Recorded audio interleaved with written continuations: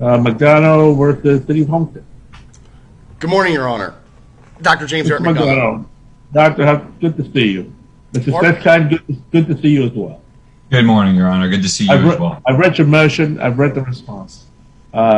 Is there something we can work out here? Your Honor, that's actually exactly what I was going to suggest. I figured you had read both our motion and the response, and there doesn't really appear to be much of a dispute. All we're looking for, it's pretty simple, is to limit the scope of the deposition of Ms. Sewell to only her participation in the city's response to plaintiff's November 12, 2019 public records request, and to exclude and preclude plaintiff from getting into any questions regarding Ms. Sewell's personal or family life. I understand from plaintiff's response that he's not interested in going beyond those parameters. So if we can enter an order that limits the scope of the deposition to that, then I think we'll be in good shape. Dr. McDonough, you already said that you're not going to go do that. Do you have any objections? If I could have just a minute, Your Honor. Sure.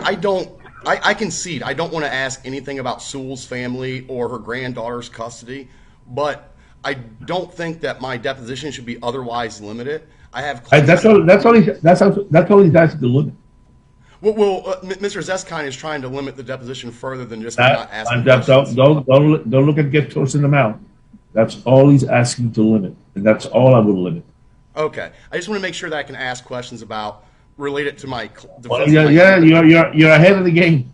Okay, well, I concede to not ask questions. It's just the one issue is they've presented this text message as evidence. I should be able to ask about that without delving into any matters about the custody. I'm not going that far. That really, the text messages are really irrelevant.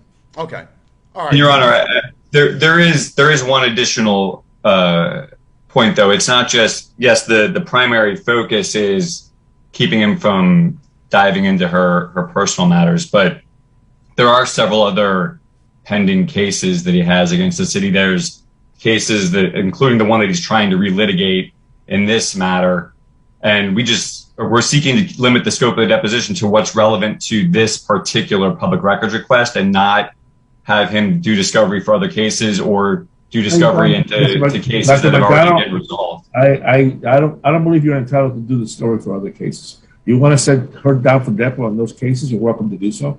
I suspect, I don't know who's the judge in those cases, but I think you should limit your question to this particular case. I wanted to limit my questions to this particular case, but this particular case also includes counts for injunctive relief due to a pattern of this, so I felt that I should be able to ask about that, Your Honor. Whatever's relevant to this particular case, you're entitled to ask your questions. And counsel can instruct the client any way he wishes, as long as he follows the rules. Okay, Your Honor. There's one more issue or several issues I'd like to address real quick. In the other depositions, Mr. Zeskine continues to make speaking objections and long-winded speaking objections. I suspect Mr. Zeskine, knowing me and knowing the way I do things, he knows that those speaking objections are not proper. So okay, I'm sure he. I just want to make sure I was treated with respect. I got a clean transcript. I understand, and Mr. Zeskine will honor that request. Thank you, Your Honor. I have nothing else. Mr. Zeskine, we'll prepare a proposed order. Yep. Thank you very much, gentlemen. Have a good day. Your Honor. Thank you, Your Honor. You too. Have a great day. Happy Thanksgiving. You as well, sir. You too. Thank you, Your Honor. God bless. Fiallo versus Citizen.